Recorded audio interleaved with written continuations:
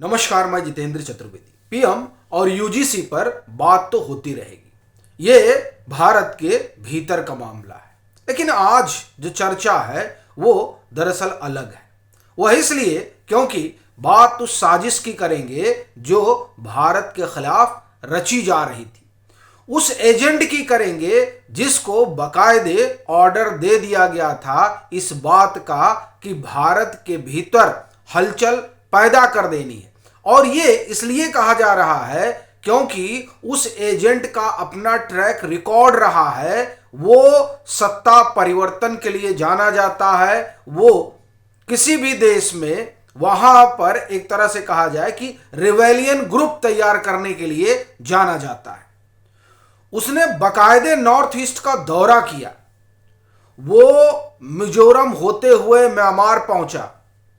और ध्यान रखिएगा कि मणिपुर में क्या हालात थे एक दौर में और किस तरह से मणिपुर को सुलगाने की कोशिश हुई थी। अब वो व्यक्ति अगर नॉर्थ ईस्ट में टहल रहा है और म्यांमार तक जा पहुंचा है, तब आप सोचिए कि क्या कुछ चल रहा है भारत के खिलाफ। बड़ी चीज यह है कि म्यांमार वो जगह है जहां पर नॉर्थ ईस्ट के कई रेवेलियन ग्रुप जो है वो शरण लेते हैं। वहां कई बार सरकार स्ट्राइक कर चुकी है। अब आप सोचिए कि जहां भारत सरकार स्ट्राइक कर चुकी है वहां पर ये एजेंट चहलकदमी करता है। क्यों चहलकदमी कर रहा था? और फिर नीचे देखिए, ये मिजोरम के रास्ते पहुंचा है। वहां तक मिजोरम से सटी हुई सीमा जो है वो किसकी है? बांग्लादेश की। और बांग्लादेश में एक दौर में आप कहा जाए कि सीआईए की बड़ी एक्टिविटी रही है। चौंकिएगा नहीं, जिस एजेंट की हम बात कर रहे हैं उसका सीधा संबंध सीआईए से है। और एक दो नहीं, सात एजेंट। और उन 7 जो एजेंट है उसमें बताया गया कि साहब 6 यूक्रेनियन है और 1 अमेरिकन है। और वो सब जो है धरे जाते हैं। अब आप देखिए कि वो क्या कर रहे थे नॉर्थ ईस्ट में। सबको एनआईए ने पकड़ लिया है। उनके ऊपर जो है यूएपीए की धारा के तहत मामला दर्ज हुआ है। सवाल यह है कि ये लोग यहां कर क्या रहे थे। और जिस एजेंट की मैं बात कर रहा हूं उसका नाम है मैथ्यू वान डाइक। ये जो मैथ्यू वान डाइक है, इसका जो इतिहास है वो इतिहास बताता है कि वो हर उस जगह पाया गया है जहां अमेरिका सरकार बदल देना चाहती है। इस पर मैं जोर इसलिए दे रहा हूं क्योंकि प्रधानमंत्री नरेंद्र मोदी से विरोध हो सकता है, सरकार से विरोध हो सकता है, लेकिन उसका मतलब तो ये नहीं है कि इस तरह के तत्व जो है वो हिंदुस्तान में फन उठाएं।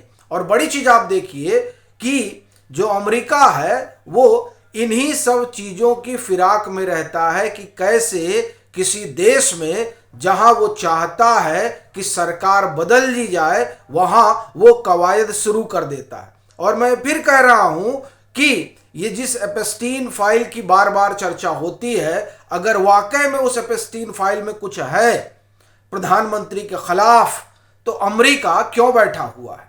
क्यों वो इस तरह की कोशिशें कर रहा है जिससे सरकार में कुछ ऊंच नीच किया जा सके? यह मैं सवाल इसलिए उठा रहा हूं क्योंकि ये मैथ्यू जो है वो गुरिल्ला वार ट्रेनिंग का एक्सपर्ट है।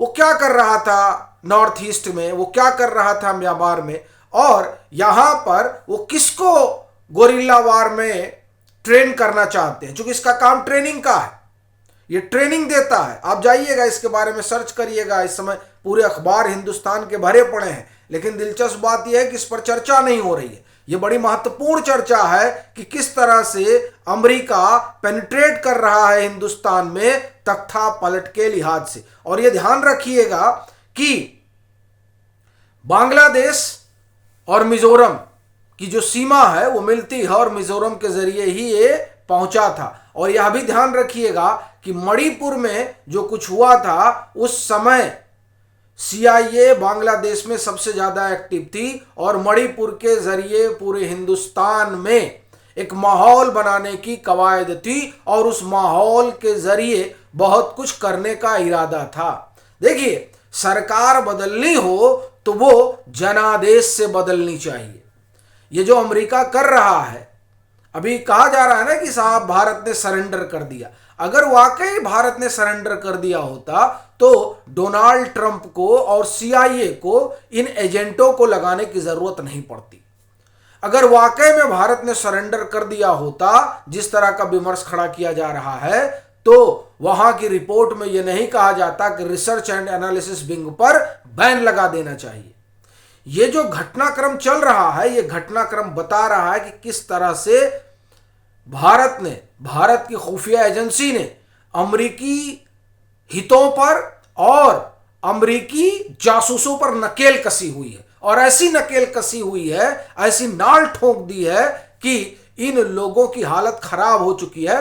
बाप बाप चिल्ला रहे हैं, अगर मैं शुद्ध आंचलिक भाषा में कहूं तो। या आप सोचिए, ये लोग क्या कर रहे थे यहां साहब, क्या करने के लिए आए थे? और बांग्लादेश में जो इनका राफ्ता है वो किसी से छिपा नहीं है। और ये वहीं नॉर्थ ईस्ट इलाके में पाए जाते हैं जहां से अपना ये सिलीगुड़ी कॉरिडोर जा रहा है।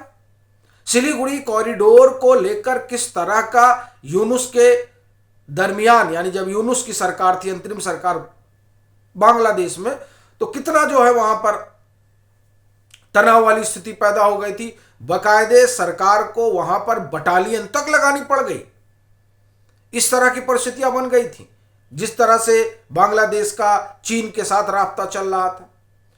उन इलाकों में इन लोगों का पाया जाना यह बताता है कि इनके इरादे क्या है और ये किस मकसद से हिंदुस्तान आए। आखिर में इनको NIA ने क्यों पकड़ा भाई?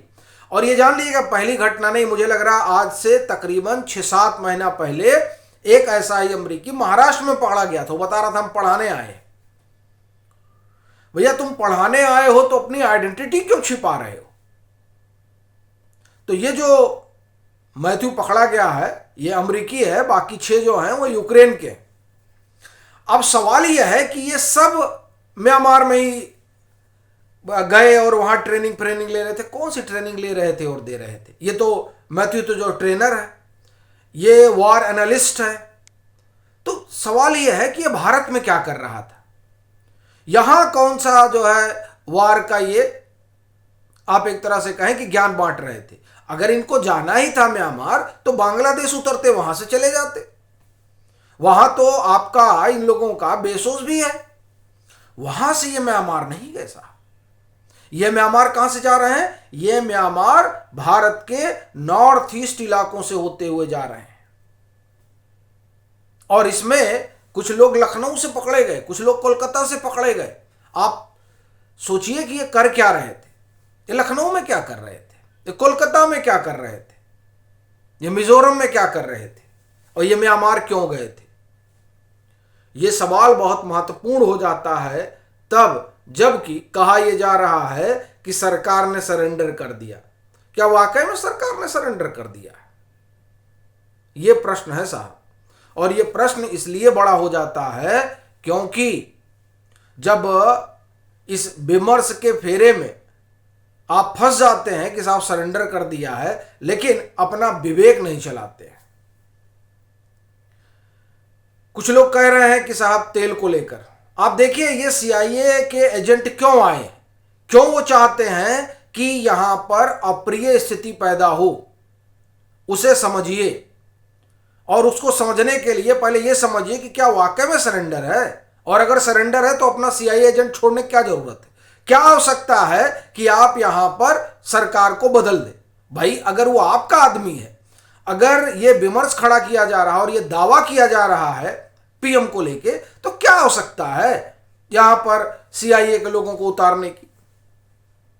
देखिए, रहस्य बहुत गहरा है और मैं इस बात को 2-3 बार कह चुका हूं, फिर दोहरा रहा हूं कि जो कहा जा रहा है ना कि अमेरिका तय करेगा कि हम रूस से तेल खरीदेंगे कि नहीं खरीदेंगे, अमेरिका नहीं तय कर रहा है।